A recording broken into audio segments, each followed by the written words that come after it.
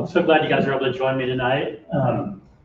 So Stories from the Phog is still a really new book. It was just released in October. It's got a passion project of mine. I've been working on it for a couple of years. So really excited to share some stories from the Phog with you today. So I'll tell you just a little bit about myself. I was actually born in Kansas, small town of Beloit, Kansas, in north central Kansas. And then grew up in Lawrence. Went to Court, if you guys are locals, I went to Court Elementary and Central Junior High. And then moved to Ottawa, Kansas with my family, attended high school in Ottawa, and then moved back to Lawrence for to attend KU, where I received a degree in journalism. And my first book was Beautiful States of Mind, which was released about 3 years ago. And that's about traveling all 50 states with my two daughters who are in the audience, both wearing red there. So kind of our journeys on the road. And I currently live in Overland Park with my wife, Isabel, also here. And she's got my marketing arm. And my youngest daughter, Kylie, senior in high school. And then my oldest daughter, Nia, actually attends KU as a sophomore. So it's been fun coming to Lawrence more often. And in this picture is me and Coach Larry Brown way back in 1986. I attended a basketball camp. It's a little bit grainy. Back then, people definitely wore shorter shorts. So times have changed just a little bit. But I always idolized Larry Brown when I was growing up, and to be able to interview him for this book was pretty special for me. And people always ask me how I fell in love with KU basketball. In my first game, I was a fourth grader. I was growing up in Lawrence, and I kept bugging my mom to take me and my sister to a game.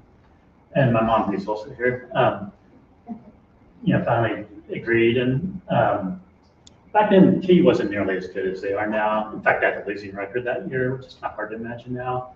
And tickets weren't nearly as hard to come by either. In fact, we just went to the counter and got tickets right before the game. The price was about the same as a movie ticket would be. And this was a good game. Missouri was a top 10 team. They had Steve Stepanovich and John Sunvold, and Norm Stewart was the coach. And we ended up losing that game. It was a really close game. We lost 41-40. I still remember the score. And that was back before the shot clock at the three-point line. But even though we lost, I just fell in love with KU basketball and everything about it. The Allen Fieldhouse, the players who seemed larger than life to me, the atmosphere, the pep band.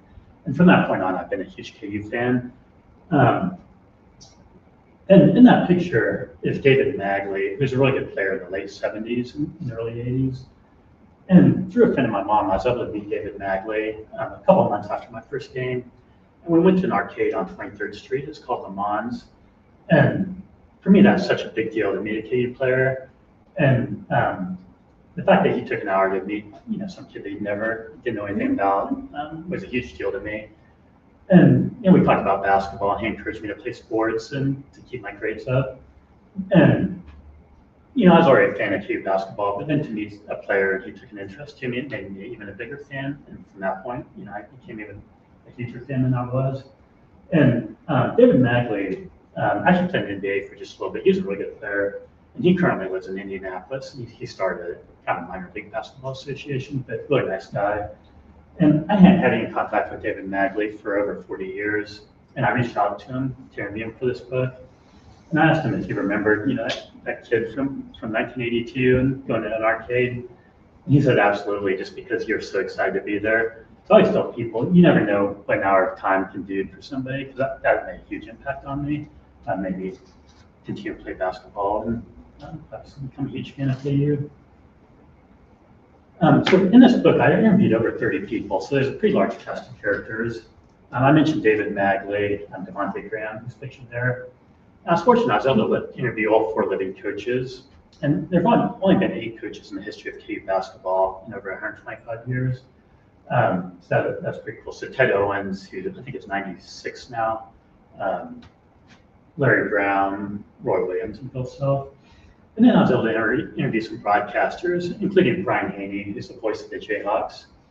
And I asked Brian Haney if he'd do the foreword for the book, and I was kind of expecting just a few paragraphs or so. But he actually did a really heartfelt foreword. It's about 3 or 4 pages. And he talks about he used to live in Topeka and how him and his dad used to come to watch KU games when he was young, and how that planted a seed for him to become the voice of the Jayhawk, so pretty cool personal story from him.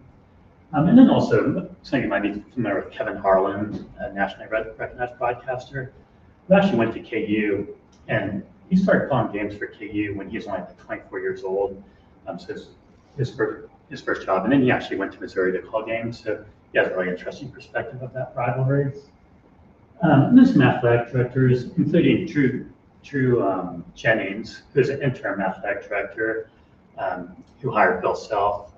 And Drew Jennings had a really successful corporate career. He worked for Kansas City Power and Light for decades.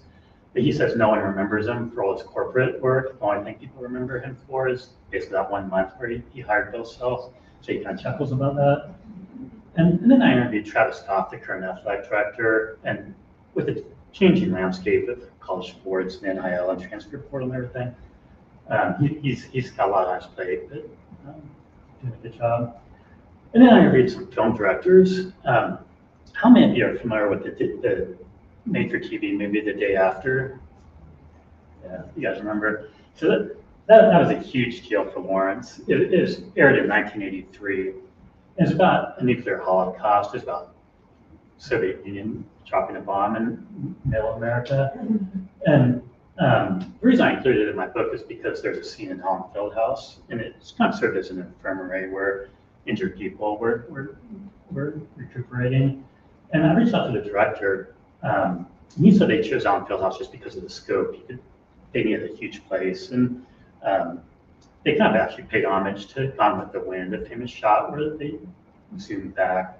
So it was kind of interesting to his perspective. And he had no idea how big this TV show would be. In fact, it's the most watched program in TV history until recently. It might still be the highest, most watched film or TV show ever. And back then, there's only 3 TV stations, so they would kind of huddle in the living room and watch the same show. But over 100 million people watched that. And to put in that perspective, the Super Bowl a few years ago, where Patrick Mahomes and Tom Brady squared off against each other, there's about 90 million people. So it is very, very well known. And he said that he didn't have any idea how big a deal it was going to be. But what really surprised him is that Ronald Reagan watched that show, and he decided there was no way to win a nuclear war. So after that, they actually had nuclear negotiations with the Soviet Union. And for the first time in history, they actually decreased the nuclear arsenal. So I like to say that in some small way, Allen Fieldhouse played a role in world peace, and Lawrence, Kansas as well. And then also, most of you probably know who Kevin Wilmot is, who's an Academy Award-winning director. He's done a few films about Jayhawks, one about Wilt Chamberlain and another about John McClendon, I'll talk a little bit about later in the presentation. And then some people that you might not expect to be in a book about KU basketball. So some people in the band, and one of the Baby J mascots, he's going to be here this next week. But I think they make Allen Fieldhouse so special, and they contribute to that atmosphere, so I want to include their stories as well. And then the parents, I was able to interview Devontae Graham's mother, who was only 14 years old when she had Devontae Graham, and she encouraged Devontae Graham to play basketball, and he picked up a basketball at the age of 4, and that's why he wore number 4 throughout his entire career. But when Devontae Graham was playing, most players played at least 3 years. Devontae Graham played for 4, and so you're able to kind of see him grow up through his mother's eyes, and from a freshman to a senior, and the growth that he made throughout that time. And people kind of forget that he wasn't very highly recruited, and he didn't play a whole lot as a freshman, but he stuck with it, played more and more, and was basically an All-American as a senior, played a number of years in the NBA. And then I was able to interview the great-granddaughter of James Naismith, as well as Phog Allen's grandson, and they had some great stories to share as well. And then I interviewed some super fans, including one of the people who's responsible for wear the Phog banner. But in the lead roles, Allen Fieldhouse, and that's the one thing that stays consistent throughout the entire book. Just out of curiosity, how many people attended a game at Allen Fieldhouse? 100%. Okay, great. Now sometimes I get some people that haven't gone, so it's kind of hard to explain just how special a place it is. Sometimes everybody's been. But it first opened on March 1st, 1955, and they were playing against K-State, and they won like they usually do. And That still is all-time attendance record in PU history, and it'll never be broken. It was well over 17,000 people, and I like to joke that the fire marshal must have taken the day off that day because it was standing room only. And it'll never be broken because there's been renovations over the years, and now the seat capacity is 15,300. The key hardly ever loses at home. Their winning percentage is almost 90%. It's gone down just a little bit over the last couple of years. We've lost more than normal at home, but it's still over 87%. And it's the loudest college basketball arena in the country. There was a game against West Virginia in 2017 that set that record, and it measured at over 130 decibels. And to put that in perspective, that's like a jet airplane taking off right next to your ear. So prolonged exposure can actually cause you some hearing loss. And Jay Gillis, who played at Duke and well-known commentator, calls it the St. Andrews of college basketball. And it's also referred to as the cathedral of college basketball as well. It's really a revered sports arena, kind of like Lambeau Field for football or Yankee Stadium for baseball. And that's me and my 2 daughters a few years ago that in front of the Phog Allen statue. And one of the people I was really fortunate to interview was one of the original architects of Allen Fieldhouse. His name was Warren Corman, and unfortunately he just passed away a few months ago at the age of 98. And when I interviewed him, he was 97 years old, still extremely sharp, great guy. And he got to know Phog Allen really well. He was a junior architect. It was really an assignment for the ages. He was only 24 years old, and he and a team of 5 other architects were stationed in Topeka at the state capitol. And Phog Allen was extremely hands-on with this project. In fact, he was a driving force behind Allen Fieldhouse being built. And there's a number of delays. He'd been pushing for a new fieldhouse for decades. They used to play at Hope Auditorium, which wasn't built for basketball. But first is the Great Depression, and then it's World War II. And then another obstacle arose, is the Korean War. So the US government wasn't allowing large amounts of steel for projects unless it's dedicated to the war. So Phog Allen and the athletic director at the time, whose name was Chelan David, took it upon themselves to visit Washington, D.C., and they met with some officials, and they said that they make part of Allen Fieldhouse an armory, so they stored ammunition. And that's really how Allen Fieldhouse was given the green light to get the steel that they needed. So for a small time, Allen Fieldhouse served as an armory. And all of you have been to the game at Allen Fieldhouse, so you're all familiar with the video before the game starts. And if you look closely, because I never paid attention to this before, but at the very beginning, there's a shot of like Allen Fieldhouse under construction, and then some blueprints. And just for a split second, it says armory on that. So next time you go to the game, look for that. But like I mentioned, Phog Allen was extremely hands-on, so he'd go to Topeka every Friday evening or Saturday morning and check on the progress. And one of the things he's adamant about is he wanted at least 17,000 seats. And the reason for that is he wanted it to be larger than the arena down in Manhattan. He said it had to be larger than Bramlage or is Aaron back then. So it had to be larger than the one in Manhattan. And as a junior architect, Warren Corman was responsible for designing the windows. And I think that's one of the things that makes Allen Fieldhouse so unique is the windows. I've been to a number of arenas. I've never seen another one with windows. And originally those windows actually functioned. They'd open to let air in. But if you go to a game there on a weekend, day game, the sun comes through the windows, and it really provides kind of a mystical experience, I think.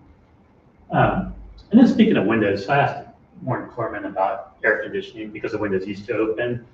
And Allen Fieldhouse is notoriously hot. I used to go to basketball camps in July and August, and it was just sweltering. But even if you go to a game in January, February, the temperatures are 60 or 70 degrees, it gets so hot in there. And I know to just wear a t-shirt on those days, but some people come all bundled up and then, they're sweating the entire game. But I asked Warren Corman about air conditioning, and he said that each person, when they're excited, they put off about 3,000 BTUs. Does anybody happen to know what BTU is? Yeah, I had no idea what it was before, but it stands for British Thermal Unit, and it's the unit of energy that measures heat. So if each person's putting off 3,000 BTUs, and there's roughly 15,000 people, he said it costs $8 to $10 million to install air conditioning. adequate air conditioning, so he said don't expect air conditioning anytime soon. But it's funny because the coaches love that there's no air conditioning because the players get better shape, and it's another home court advantage, I guess. But Roy Williams said he loved the fact that there's no air conditioning. And then something Warren Corman told me that was really interesting that I hadn't thought of before was the restroom situation at the field house. And when you go, usually it takes longer for the men than the women. I never really thought about it a whole lot. But the reason for that is back in the 1990s, when Bob Frederick was athletic director, there were some renovations to Allen Fieldhouse, and Warren Corman served as a consultant. And one of the things that females were complaining about at the time was that the wait for the restrooms was so long.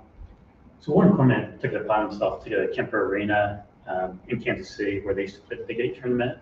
And he stood outside the women's restroom with a stopwatch, and he measured how long it took each person to come in and out. And as you can imagine, he received some puzzled looks from the people coming in and out. But he was able to get the data that he was looking for. And what he found is, on average, it takes women 4 times as long as men to use the facilities. So when they did those renovations, they put 3 times as many stalls in for the women as the men. So now when you go, almost always the women go quicker than the men. So it's something I learned that's new. There's been some great teams in KU's history. These are generally regarded as the greatest teams of all time. I'm going to do a little audience participation. So I'll say the year, and if you can raise your hand if you either think has the best team of all time or your favorite team. And it's different every single time. I don't think you can go wrong with any of these teams. I'll start with 1952. I'm always waiting for the first person to raise their hand for 1952 because no one's raised their hand yet. And it's because it's been so long. It was a great team. Todd DeVault was on that team. Actually, half of the team was on the 1952 Olympic team. So great team. The 1986 team. Yeah. The 1988 championship team with Danny Manning. Okay. The 1997 team. Yeah. 2008 championship team. Right? A lot of 2008. Yeah. The 2020 pandemic year. Okay, great. And then the 2022 team. Okay, interesting. So this year is a 2008, or this evening is a 2008, had the most votes. It's not funny because the 2022 championship team doesn't generally get very many votes either for some reason. But yeah, the 2008 team was loaded. And once again, you can't go wrong with any of these teams. I'm actually going to talk about the teams that did not win a championship. I'm going to start with the 1986 team. I saw a few hands that were raised. Danny Manning was a sophomore that year. It was just such a strong team. Larry Brown was a coach. Greg Dryland was a center. And then you had Calvin Thompson, Ron Kellogg, Cedric Hunter as other starters. And they ended up losing to Duke in the Final Four. And then Duke lost in the championship game to Louisville. But in 1986, we actually beat Louisville twice during the regular season. So the case could be made that KU was the best team that year.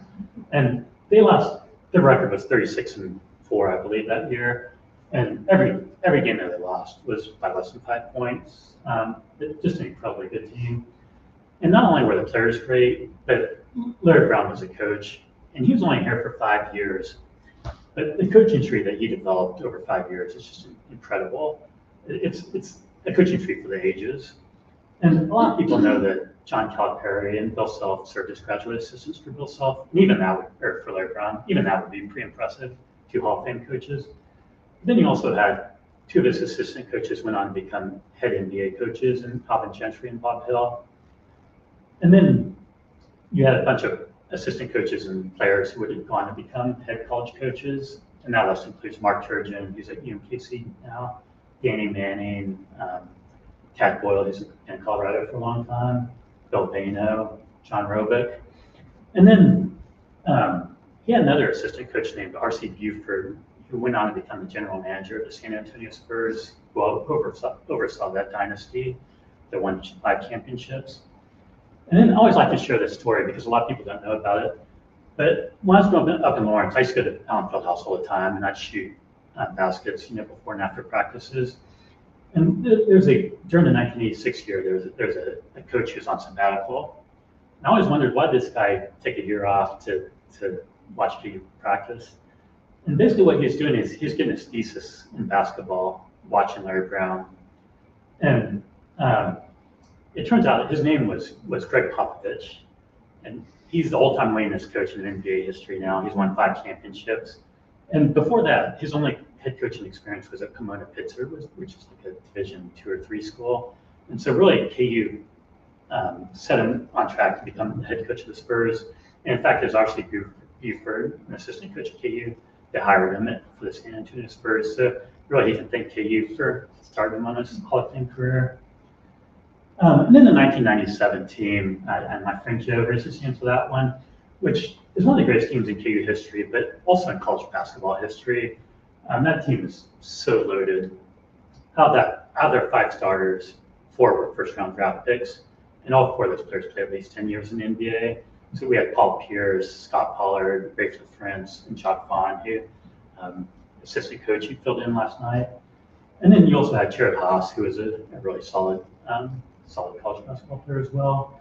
And they lost in the Sweet 16 that year to Arizona. It was a really talented Arizona team, and they actually had 4 NBA players as well, and they went on to win the championship.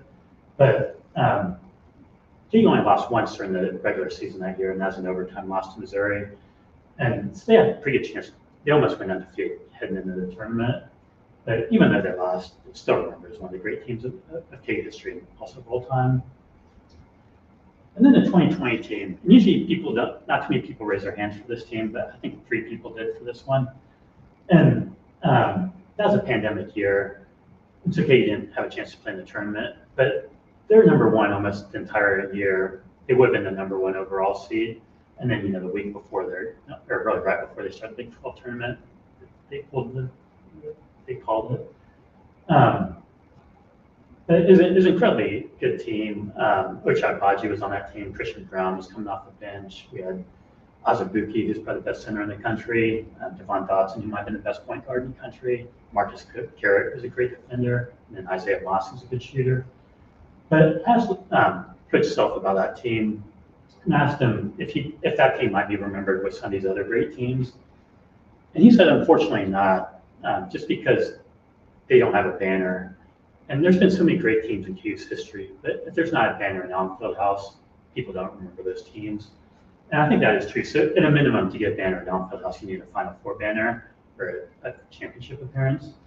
And he said, unfortunately, that team's going to be forgotten in 5 to 10 years. And I agree with him. As great as that team was, because they didn't have a chance to play in the tournament, people are going to have to forget about that team. And I think the one exception to that rule is the 1997 team, just because it's so dominant. I don't think people will probably ever forget that team, at least not in my lifetime. And then I'll mention the 2022 team too. No one raised their hands in this team, but it was my favorite memory as a KU basketball fan. Kind of spur of the moment, I ended up going to the Final Four that year with my oldest daughter. And to be there in person and watch them come back against North Carolina in the championship game. And that's always been a bucket list item of mine, to watch KU win a championship. But you can't predict it. You can go to Final Four after Final Four. You don't know if they're going to win. And to watch that comeback and being there in person with my daughter was a pretty special moment. And so that was my favorite all-time memory as a KU fan. And then, there's been a lot of great games in KU's history too. And certainly there's a lot of great games between 1955 and 1988. And these are just Allen Fieldhouse games. But these are just some, from my perspective, some of the greatest games of all time at Allen Fieldhouse.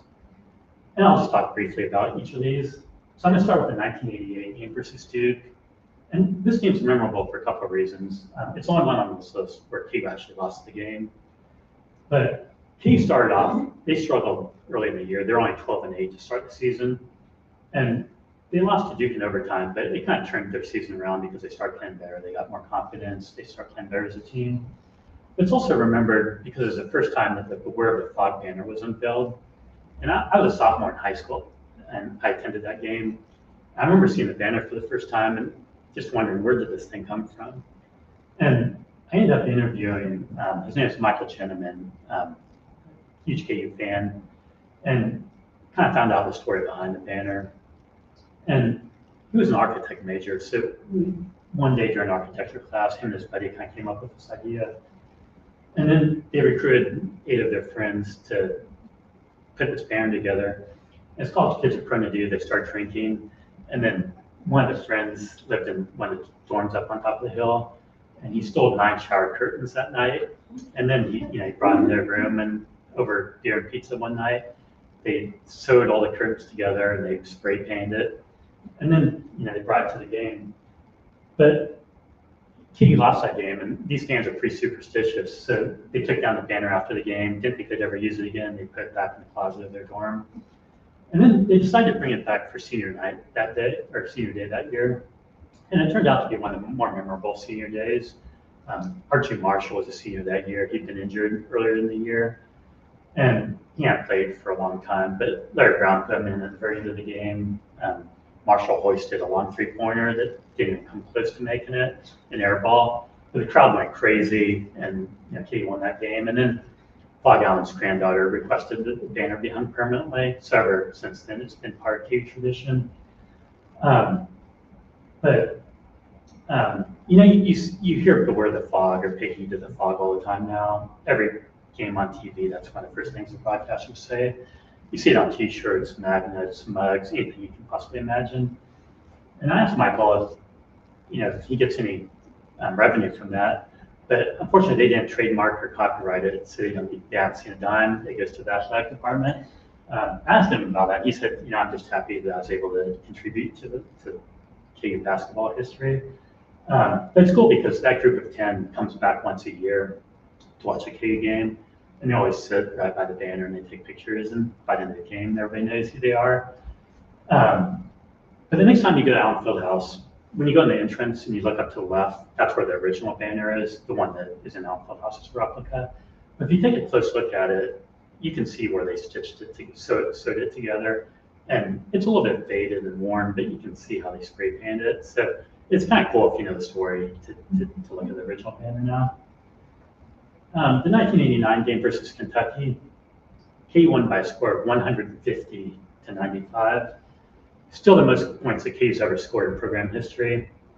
And it's the most lopsided loss Kentucky's ever had in their proud history. Rick Pitino was their coach at the time. And there's actually a little bit of controversy because Pitino thought KU was running up the score. The KU was just breaking the press and they did layup after layup. So I'm going to look at details a little bit about that controversy. And then the 1993 game versus Indiana, Bobby Knight was the coach for Indiana. Chuck Vaughn hit a 3-pointer at the very end of the game to win the game for KU. It's a very memorable moment, and it's one of the loudest that Allen Fieldhouse has ever been. And then the 1998 game versus K-State. That's the 100th year of KU basketball because KU started playing basketball in 1898. And the reason that's so memorable is because they brought Will Chamberlain back for a special halftime ceremony, and they retired his jersey. And Will Chamberlain hadn't been back to Lawrence since 1957. And there had been some animosity. Will Chamberlain felt like he let the fans down because he didn't win a championship here during his time. And also there was some segregation at the time, so he didn't come back to Lawrence. But fortunately, he did come back. It was a very emotional halftime ceremony. He was actually wearing his Letterman's jacket from his playing days, and he actually shed some tears. And then after the game, he stayed for 3 hours and interviewed autographed every single person's memorabilia that they wanted to. So it's cool that he did that. There's that closure moment because he passed away like a year or so after that. But when you put that in perspective, that'd be, Danny Manning graduated in 1988. It's been about the same number of years, a little bit over 40 years. And it'd be like Danny Manning never coming back to Lawrence or Allen Fieldhouse since he graduated. So it kind of puts in perspective of how special a moment that was. And then KU won the game, obviously, as well. And then the 2003 game versus Texas. And that's remembered because Nick Collison scored 24 points and had 23 rebounds. And Dick Vitale was calling that game, and he gave Nick Collison a standing ovation. And that's only the second time that Dick Vitale's ever given a standing ovation. Another time he gave a standing ovation was for David Robinson, who played at Navy. And Dick Vitale's been calling ESPN games since 1979 when the network first started. And he's watched all the great players, Michael Jordan, Allen Iverson, Kevin Durant, anybody else that you can think of. But he's only given 2 standing ovations. And I was actually able to interview Dick Vitale for this book. He had vocal cord cancer. So it was an email interview, but he talked a little bit about how special that moment was and why he gave Carlson a standing ovation. And then the 2012 game versus Missouri. That was the last game KU played Missouri before Missouri departed for the SEC. And this was a huge game for a number of reasons. You know, obviously there's a rivalry. It was a last game before Missouri went to another conference. But it also decided the Big 12 championship that year. And KU was losing by 19 points, with just 16 minutes left. Huge comeback. Ended up forcing the game in overtime, and KU won in overtime. And that picture is Thomas Robinson blocking a shot to send the game in overtime. And I asked Coach Self if he thought that was a foul. And he said the original block was clean, but then when it came down on the body, it probably should have been called a foul. But fortunately for KU fans, the referee didn't blow the whistle. It's one of the most memorable games that I've ever done on Fieldhouse. And then the 2016 game versus Oklahoma, KU was ranked number 1 at the time. Oklahoma was ranked number 2. And it went in a triple overtime. KU ended up winning. It's also remembered for one of the great performances by an opposing player. Buddy Hield for Oklahoma scored 46 points in a losing effort.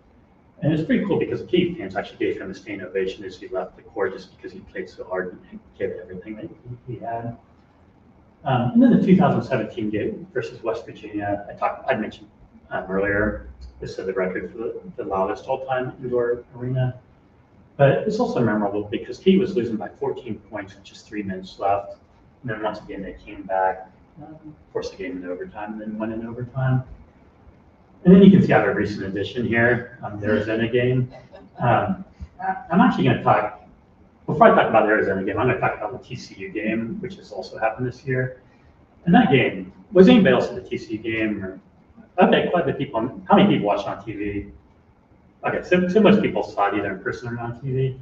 So KU was losing by 15 points with 5 minutes left. And they were completely out of it. It looked like they had no chance to win. TCU was playing extremely well. They weren't committing any turnovers or hitting all their shots. KU just looked lost, basically. They're still losing by 9 points with just over a minute left. And my wife, Isabel, we had to work early in Kansas City the next morning. She's like starting to get her jacket on, so let's go, the game's over. I said, Isabel, you can't leave because you never know what's going to happen. And she wasn't real happy with me. But it did look pretty futile. And then even with 9 seconds, what was it? With 9 seconds left, they're still losing by 5 points. And somehow KU pulled out a miracle comeback. Darren Pearson ended up hitting 3 free throws to send the game into overtime. Now that I think about it, a lot of these games actually went into overtime. And the reason I didn't leave is because when I was in high school, I used to sit close to the college section. And back then, we'd go 4 years at a time without losing. I mean, it was so rare that we lost. And I remember when we lost to K-State, I think I watched them in like 50 straight in a row, and then they lost to K-State. K-State and Mitch Richmond at the time. I remember some fans in the student section left a little bit early, and there's some college kids that were just merciless. They're like, you're not a true fan, you can't leave, the game's not over. I still remember that. Like, I've never left the game early, I think, since, because I didn't want to get heckled. But yeah, so I'm going to read a passage, actually. And this is Kevin Harlan's words to the announcer. And you see it time and time, over and over again, where another team just melts down. Like, TCU is winning by 15 points with 5 minutes left. All of a sudden, they can't throw the ball inbounds. They missed all their free throws. They committed, bad fouls. They look like they never played basketball before. And you see this over and over again at Allen Fieldhouse. So I'm going to read a passage from Kevin Harlan. And once again, this is his quotes. You're surrounded by all of this history, and then you have a good team to cheer on. It does bring out more out in the fans. It does bring out more emotion and more passion. It means more, Harlan explains. That crowd and that emotion and those ghosts there in those hallways and the rafters have played on the floor and then in that building, they are persuasive. They take hold of the fans that are rooting for you and the teams that have to play against those ghosts. It's palpable, it's legitimate, and you can definitely sense it every time you go in there. I think that's so true. The other teams can feel their ghosts, I think, and they get rattled and the crowd gets so loud and the other team just gets shaken and starts committing a lot of silly turnovers and fouls, which leads to the game against Arizona. Arizona was #1 at the time, undefeated.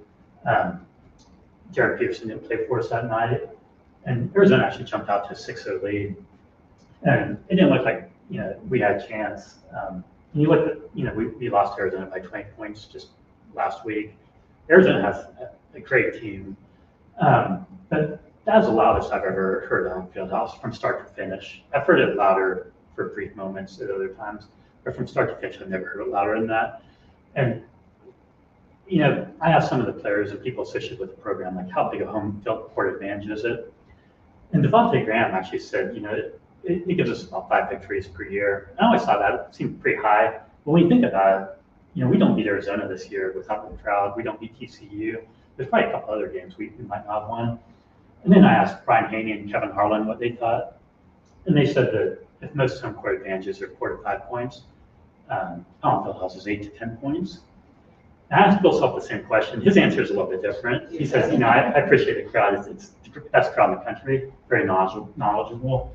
But you don't win games without great players. And he didn't say this, but without great coaches as well. So it is a mixture. You have to have good players. You have to have good coaching. But the crowd does will take you to some victories. And this Arizona game was definitely one of those. And Bill Self even said so much after the game. He said how important the crowd was to that victory. And then the image on the right here is the original rules of basketball that James Naismith created back in 1891 when he was a PE teacher in Springfield, Massachusetts. And one of the people I read for this book, his name's Josh Swade, self-identified superfan. And he grew up in the Kansas City area, went to basketball camps, and then he moved to New York. He's actually a filmmaker in New York. He created a documentary called There's No Place Like Home. It's a 30 for 30 ESPN documentary. If you haven't had a chance to watch it, I highly recommend it. It talks about bringing rules to Lawrence. But Josh Wade lived right by Sotheby's in New York, and the rules were auctioned at Sotheby's. It's just kind of a fortuitous situation. He lived about 10 blocks from Sotheby's. He caught wind of it. He's from Kansas. He's like, there's no other place that the rules should be. So he reached out to Dr. Mark Allen, who's Phog Allen's grandson.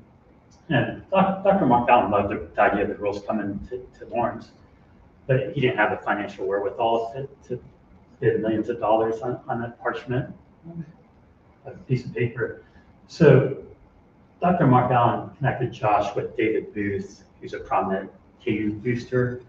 He recently gave the athletic department $300 million. And David Booth is a lifelong KU fan as well. He actually grew up within walking distance of Allen Fieldhouse. Actually, his address was on Naismith Avenue, actually. And so he has a long time affinity for KU. But he didn't think the rules would go for as high as they did. In fact, the $4.3 million at the time, that's the highest auction item ever for a piece of sports memorabilia. And David Booth, when he was bidding, it came down to 2 finalists, and both of them were doing it via phone, neither of them were there in person. So David Booth had no idea who he was bidding against, but it turns out he was bidding against somebody from Duke. So if he had won that bid, the rules of basketball would be in Durham, North Carolina, at Cameron Indoor Stadium where Duke plays. But fortunately for KU fans, it's right next to Allen Fieldhouse now, the Booth Hall family athletics.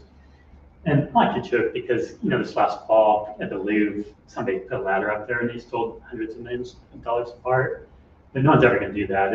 It makes Allen Fieldhouse. It's under a tight lock and key with this huge window, glass plate. So it's kind of funny that the security is so intense there. But every time I go to a game, there's a huge line to look at the rules of basketball, which I think is pretty cool because sometimes it's visitors from other colleges or people that have never been to the field house. It's cool that people line up to see those rules. Then I think there's 3 key takeaways from this book. The 3 key takeaways are the tradition, passion, and hope. And you combine all those 3 things and you get what's known as Jayhawk Nation. And I'll start with the tradition. There's been other programs that have won more championships at KU. I think it's really hard to argue that KU hasn't had the biggest impact on college basketball compared to any other school. And our first coach, James Naismith, was an inventor of basketball, still the only losing coach in KU's history. And I mentioned earlier, we've only had 8 coaches in KU's history. 5 of those are in the Hall of Fame, which is just incredible when you think about it. And then we've had some key players who went on to Hall of Fame careers as well. So Dean Smith was a player on the 1952 championship team, coached in North Carolina for decades, considered one of the great coaches of all time. Adolph Rupp, who coached at Kentucky, also a KU player. And then Ralph Miller was a KU player who played at Oregon State, another Hall of Fame coach. When we think about the blue blood programs, people generally think KU, Kentucky, Duke, and North Carolina. And it's funny because 2 of those rivals, their arenas are named after KU alumni. So in North Carolina, it's a Dean Smith Center, and then in Lexington, Kentucky, it's the Rupp Arena. So it's kind of cool that 2 of those competitors actually are named after KU alumni. And then there's another Hall of Fame coach a lot of people don't know about, who I like to mention. His name's John McClendon. How many of you are familiar with John McClendon? Okay, so a handful. But he attended KU in the 1930s. It was during a time of segregation, so he wasn't allowed to be a part of the KU basketball program. But James Naismith took him under his wings and served as his mentor. And John McClendon would go on to become a Hall of Fame coach, and Kevin Wilmot actually directed a movie about him. It's called Fast Break. And John McClendon actually invented the 4 corners offense, which is often attributed to Dean Smith. It's actually John McClendon that invented that. And John McClendon also invented the fast break. And for those of you who don't know what the 4 corner offense is, back before the shot clock, teams would just run a stall basically, so they'd spread the court and just play keep away basically. But when you think of the same person invented that as a fast break, that's a pretty incredible basketball mind. And Larry Brown, some people don't know, but he's an incredible basketball player too, in addition to being a great coach. He was on the 1964 Olympic team, and John McClendon was assistant on that team, and so Larry Brown got to know him really well. It's one of the reasons Larry Brown actually came to KU, because of that connection. There's other connections as well, but Larry Brown said that he used something from John McClendon in every practice that he ever conducted in his 50 plus years of coaching. So John McClendon was an incredible coach as well. And then in addition to the coaches, the great players. So Will Chamberlain, who is one of the greatest players of all time. I mentioned Clyde LaBelle earlier. Players like Andy Manning, JoJo White, Paul Pierce, and the list really goes on and on and on, but incredible tradition. And then the passion. So all of you have attended a game at Allen Fieldhouse, so you know what I'm talking about. But it's loud for every single game. It doesn't matter if it's a non-conference game in November, if it's a rivalry game in February or March. It's always packed, it's loud, there's the traditions. The students rip up the student newspaper, and when KU needs some momentum, the entire crowd rises as one and kind of exerts the team to play better. And then the hope. And this is pretty unique because no other program can say that, but almost every single year, KU has the chance to win a championship, and no other team can come close to saying that. Last couple of years have been a little bit down, but for the most part, we always finish in the top 10. We're usually a number 1 or number 2 seed. And if we don't win a championship, there's always that hope for next year. Well, we didn't win this year, but next year's going to be the year. And since I've been alive, we've won 3 championships. So almost every year ends in heartache, but you always think next year's going to be the year. And I think a lot of people feel that about this year's team. They've been up and down. It's shown glimpses, but there's a chance that they could win it this year. You just never know. And I'm going to read another passage about what Jayhawk Nation means to me personally. I think it's true for a lot of people. It can be hard to describe the pull of Kansas basketball to those not in the know. Basketball is an important part of the equation, but it's more than just basketball. It's about family and friendships, traditions and superstitions. It's about wearing your lucky sweatshirt and watching the game over the holidays with your aunts and uncles and cousins and grandparents. It's about making a pilgrimage to Allen Fieldhouse in the bitter cold when you should be studying or answering a bothersome email. And then gathering at the Wheel or Johnny's after the game to talk about how you should be studying or answering a bothersome email. It's a shared agony that accompanies the end of nearly every single year, 4 years since 1923 excluded. And it's a shared hope that arises once the next season starts again. all these components coalesce to form what's known as Jayhawk Nation. And a big part of being a KU basketball fan is the on-court product, the basketball. But to a lot of people, it's a lot more than that. It's friendships that people have developed over the years. I attended KU, so there's still people I don't talk to on a regular basis, but every year during the tournament, there's chats, group chats, and we catch up and talk about the tournament. I have friends from high school who, we bonded over KU basketball when we were young, and we still, to this day, that's one of the things we bond over. And, there's a lot of people, families that have multi-generation people that have gone to KU, and that's one of the things they treasure. And, people have been doing the same thing for over 70 years now. It's the same arena, same logo, basically, there's been some renovations, but it's basically the same product, so, which is a unique thing to KU. And then this was a pleasant surprise. My publisher actually submitted my book for an award, and I had no idea until they notified me. But just recently, Stories from the Phog was named runner-up for Sports Book of the Year by the American Writing Awards. So nice honor. And then, I collect some sports memorabilia, and this is my most treasured item now. It's my book, and it's autographed by Larry Brown, Boyd Williams, and Bill Self. And all three of them are Hall of Fame coaches. And just recently, KU played their 1,000th game at Allen Fieldhouse against BYU. It was just about 2 weeks ago. I haven't quite updated this, but they haven't lost since that point at home. So these three coaches, their combined record at Allen Fieldhouse is 615 and 44. So they've actually coached the bulk of the games at Allen Fieldhouse. And their winning percentage is more than 93%, which is, these numbers you start taking for granted, that we don't play cupcake schedule. We've been the Big 8, the Big 12. We play teams like Kentucky and North Carolina and Indiana and Connecticut. We played a lot of great teams. And, like I said, when I was younger, we used to go 4 years without losing. Now we lose a little bit more, but still, it's pretty rare that we lose. And there's some games that we aren't expected to win, like the Arizona game where we did win. The Iowa State game earlier, where at home we beat by 20 points. And then I also like to mention, because the other coach I interviewed was Ted Owens, who's not a Hall of Fame coach, but he actually took KU to 2 Final Fours, 1971, 1974. And there's another year where they're on the cusp of the Final Four. They lost in the Elite Eight. And JoJo White hit a shot at the very end, that kind of controversial call. They called him out of bounds. Ted Owens would have gone to 3 Final Fours. And for most colleges, Ted Owens would have a statue in front of the building for going to 2 Final Fours. There's so many schools that have never been to a Final Four, Missouri, for example.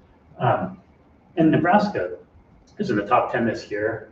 They've never won a single game in the NCAA tournament. So some of the things that we take for granted, a lot of other schools would die for.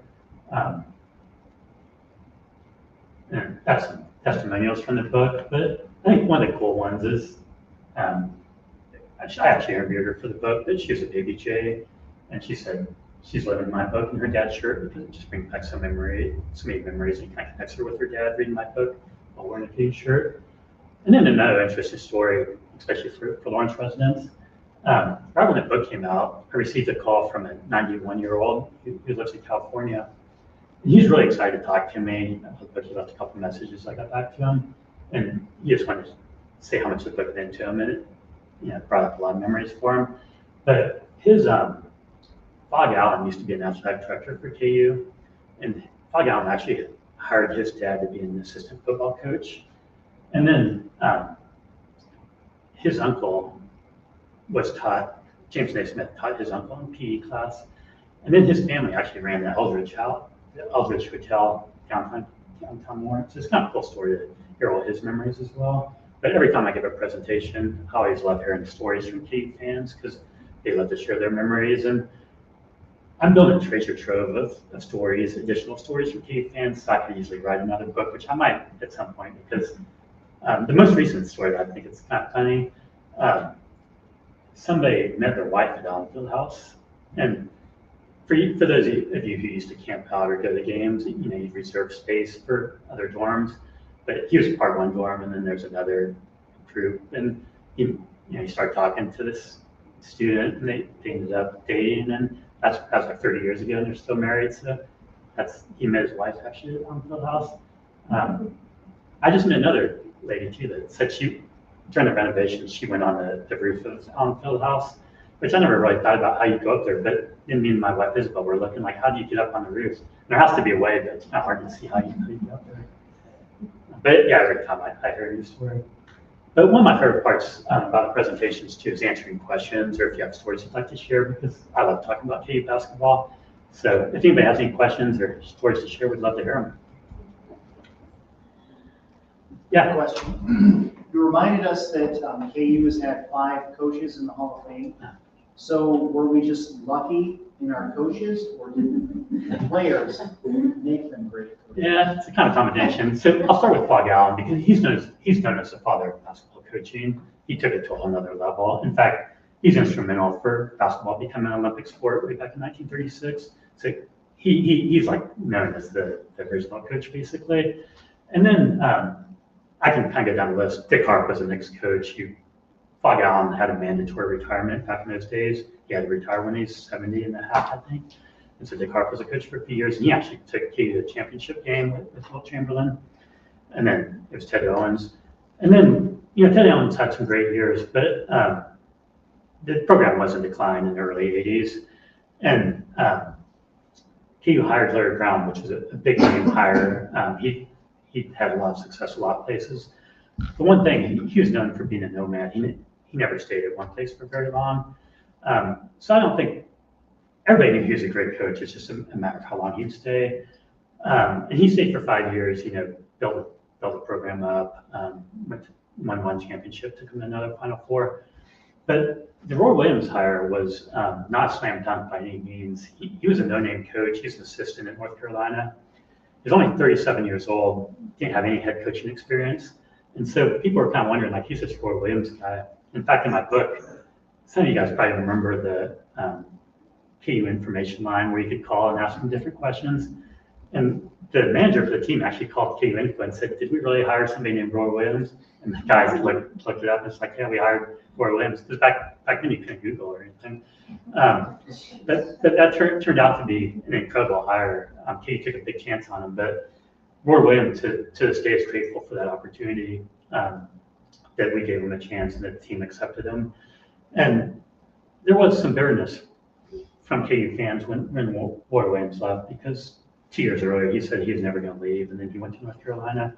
But Roy Williams has nothing but love for the KU program. I think it actually worked out really good for both schools. Roy Williams was able to go back home, win 3 championships, and we got another Hall of Fame coach in Bill Self, who's won 2 championships.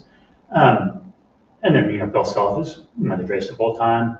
And to answer your question, I think everybody knew Bill Self and Larry Brown were going to be, they were proven commodities. Roy Williams not as much, but I think there's just that structure in place, the history. It's, even though we're in the middle of the country, it's a small community, we're able to get recruits, and all of that's because of the tradition and the history. And it's hard to know how much longer Bill Self will be here. It's rumors and speculation, but I don't think anybody knows, including Bill Self. He's had some health issues lately, but I know he's extremely competitive and he's going to want to go out on top. So we'll see what happens. But yeah, some people, a lot of people think Chuck Pond's going to be the next coach, and he has NBA head coaching experience. He's loved by the alumni, so it would make sense. But whoever's the next coach, I think will be pretty successful. It's going to be hard to follow another legend, because each legend kind of keeps up in the game a little bit, especially with Bill Self. And until his last couple of years, it's so consistent. They won 30 games almost every year, and it's hard to duplicate that. They won 14 Big 12 championships in a row, which is a full-time record. But yeah, it's a great question. But I think it is a combination, great coaches, but also you have to have great players too, which we've had. What, you devote anything in your book to the camping situation? I just very briefly, when I talked about it. We've been there, they know. My daughter, youngest daughter's 3rd generation Jayhawk. Her grandfather was a law school graduate, and she, thank God, got her mother's brain, so she was an academic star here. But all she would tell you if you were up here talking would be that she never missed a game before. That's what people remember. Camping is a deal. It's a deal. It's a big deal, yeah. And briefly, I mentioned the guy that's responsible for the Phog banner is very similar. I think he missed 2 games in 4 years, always was right at front. And my daughter's actually a sophomore at KU, and she's been doing some of the camping, which is kind of fun to watch it, see it through her eyes. But yeah, camping, it's a big deal. And it's what a lot of people have great memories from their time camping, meeting new friends and establishing friendships too. Yeah. From your experience, we talk about tradition and those kind of things. With these new, the one and dones, the transfer portal and all that, can we save the traditions? But this, I think senior nights are going to go away. Yeah. How do we protect that at KU? Yeah, that's a great question. I get asked that almost everyone. It's hard to navigate. The college landscape has changed, and it's not going to go back to the way it was. And I asked some people, interviewed some people about that exact same question, and Travis Goff was one of them. And basically he said, the toothpaste is out of the tube. It's not going to go back. It's the way it is. And I think for the most part, people agree that players should be compensated. But I talked to Phog Allen's grandson, and he said Phog Allen would absolutely hate all this stuff. It's, the sport's not pure. There's no loyalty. So you do hear both sides. I think there needs to be some rules in place. Like back to the Wild West, people can transfer every single year. They can play at 5 schools in 5 years. There's never really a cap. I think eventually there's got to be some rules in place because it doesn't make sense for anybody. And maybe people can transfer once and then the second time they have to sit out a year or something like that. But yeah, it's hard for the chemistry. It's incredibly hard for the coaching staff, and there's not too many of the old timers. There's Bill Self and Rick Pitino are the only 2 coaches that actually have won a championship, multiple championships that are still coaching. And then you have Calipari and a few other older coaches, but it's a new generation, and you have to adapt because it's the way the rules are now. I think KU is positioned well, first of all, because they have money for the NIL, and thanks in large part to David Booth. You have the tradition, you're going to play in front of the most passionate fans in the country. You're always going to be a top 20 team. Their lineage, that goes way back, have a lot of NBA players. So I think we'll continue to be one of the best programs, but you have to navigate. And I think even though we've had a couple down years, I think Bill Self's doing a pretty good job. It's just some that people we took chances on haven't panned out. So hopefully, this year's been a little bit better, and I think we'll continue to do a better job of it every year, hopefully. All right. Thank you. Yeah.